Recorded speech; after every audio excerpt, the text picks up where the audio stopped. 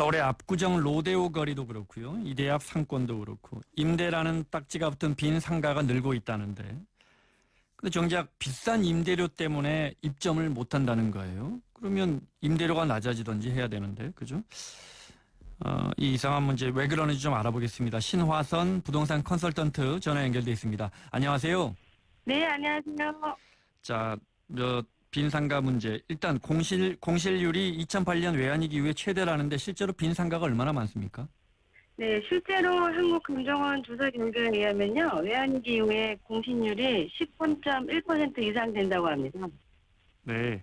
네. 지금 지역별로 보면 어느 지역이 제일 높습니까?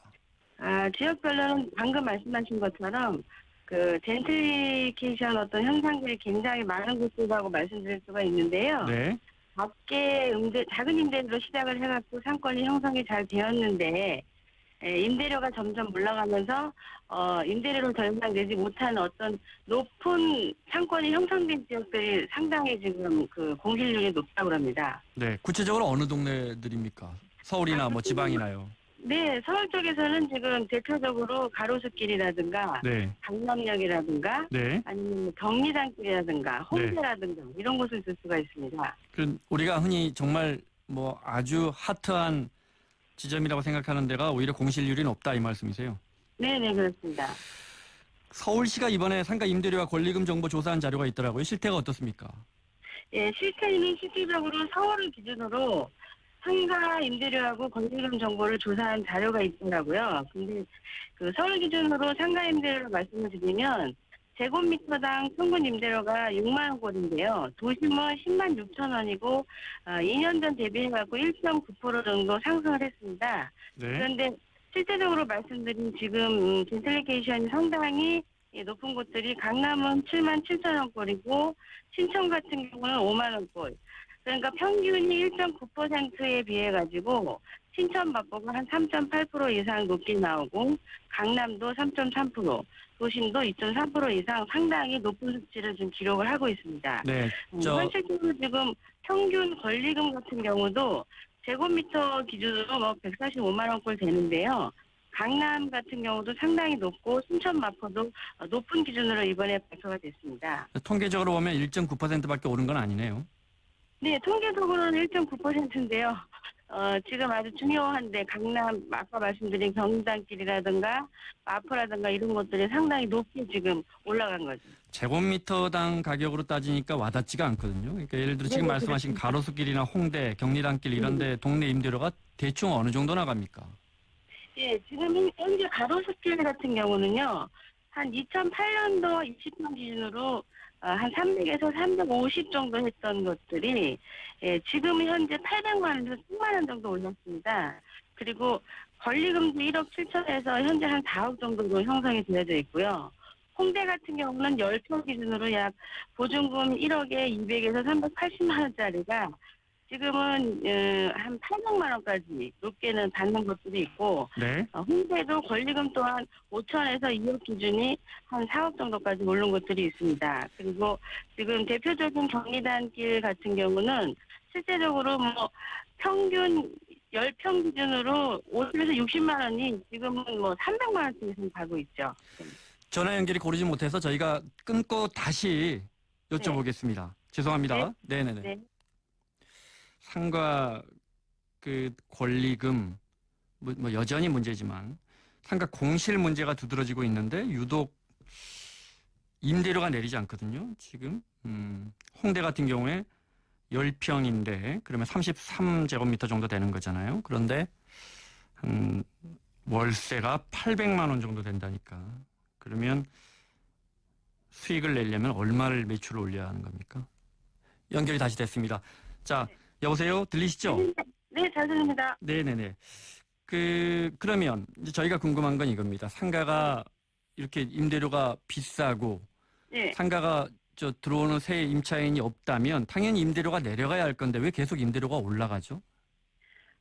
실제적으로 임차인들이 나가면서 대기업들이 들어오기 시작을 해요. 네. 대기업들이 이제 실제 이쪽이 트렌드의 어떤 빠른 접속과 어떤 홍보 효과를 노리면서 대기업들이 들어오다 보니까 그것을 기다리는 임대인들이 너무 많이 생기셔가지고 공실이라 그래도 지금 가격을 내리지 않고 버티는 현상을 보고 있는 겁니다. 그러니까 이른바 큰 손님을 기다리는 거군요. 건물주분들 입장에서는. 네. 어떻습니까? 주변 어제 기사를 보니까요. 좀 공실이 몇 달 되더라도 임대료가 내려가지 않는 이유 중에 하나가 상권끼리 가격을 담합하는 경우도 있다는데 실제 그렇습니까?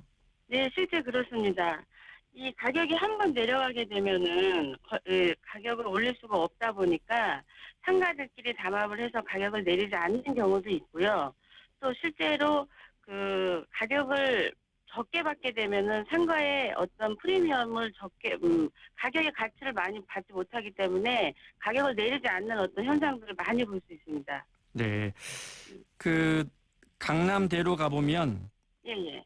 요즘 식당들이 사라진다면서요? 이건 왜 그렇습니까? 그렇습니다. 예, 식당들이 사라지고 있죠.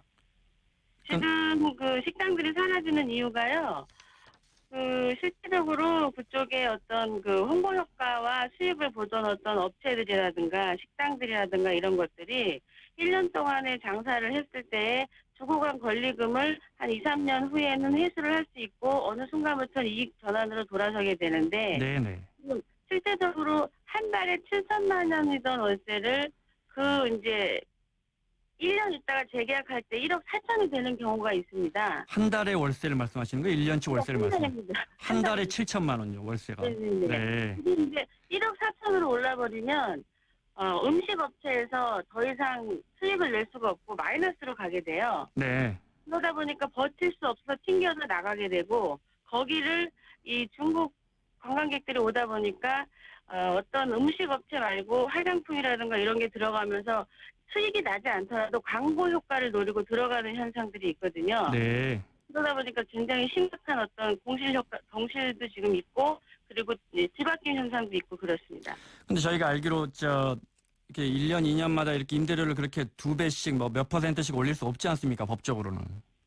이제 상인법 보호를 받지 못하는 것들이기 때문에 많이 올리더라고 하더라도 올려 나가라고 하면 나가야지 돼요. 법적으로 보호가 안 되는 상권인 거죠. 보증금이 얼마 이상이면 그 법 적용이 안 되는군요.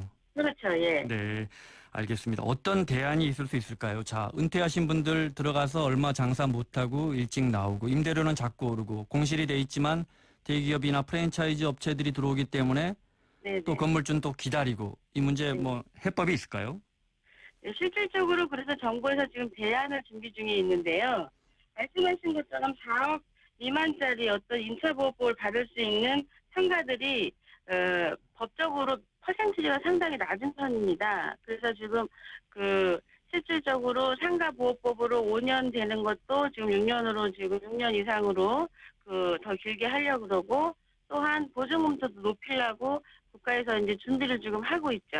지금 현재로. 네, 알겠습니다. 여기까지 듣겠습니다. 자, 신화선 부동산 컨설턴트와 말씀 나눴습니다. 고맙습니다. 네, 감사합니다. 이어서 이 시각 교통 상황 듣겠습니다. 추운 날씨가 이어지면서 차량